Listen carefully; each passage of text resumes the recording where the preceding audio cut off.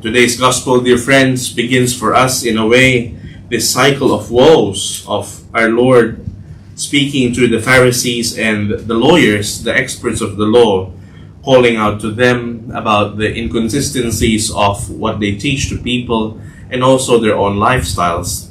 You and I will take great benefit from these gospels. It will sting a little bit every now and then, especially when the words of the gospel expose to us those areas of our hearts and of our minds where we have not yet converted fully to the Lord, but where we still keep a few inches of the ground for ourselves, for our own pleasure, etc., wherein our Lord invites us to give those over as well.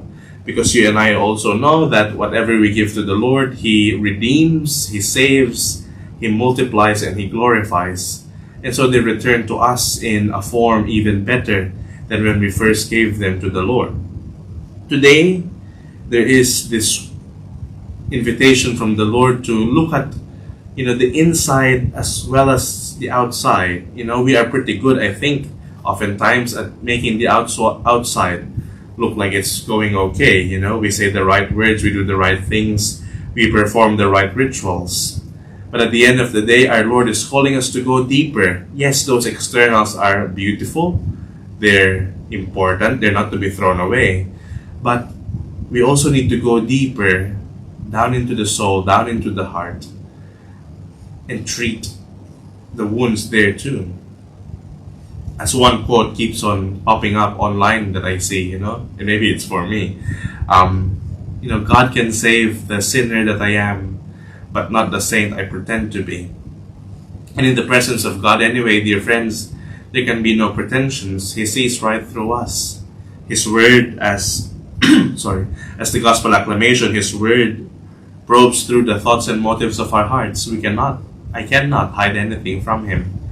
So when I come to pray in the silence of my heart, I might as well be absolutely honest with the Lord and say to Him, hey, here are my wounds. Here are those addictions that I am dealing with. Here are those failures and struggles that continue to hold me back. And here they are, Lord, I give them over to You, so that You, together with me, might be able to begin even more this work of redeeming me from within, of reconciling me to You from within. And also in there's the mention of our Lord about giving alms. Because of course He was talking to the Pharisees, calling them out about their extortion. You and I, we might not be extorting other people, but it will do us well to remember the poor, those who might be poorer than us.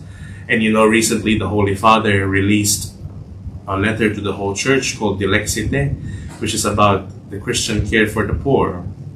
Maybe you and I, when we have time, we go search for it on the internet and have a look at its at its parts. I read only its last paragraph, and I was second to the last paragraph about Christian love. It was a very short, succinct, but very sweet meditation on what Christian love looks like. And the fact that at the very end, it triumphs over all of our anger, all of our hatred, all of our hypocrisy. Because Christ's love is like that. It's always victorious.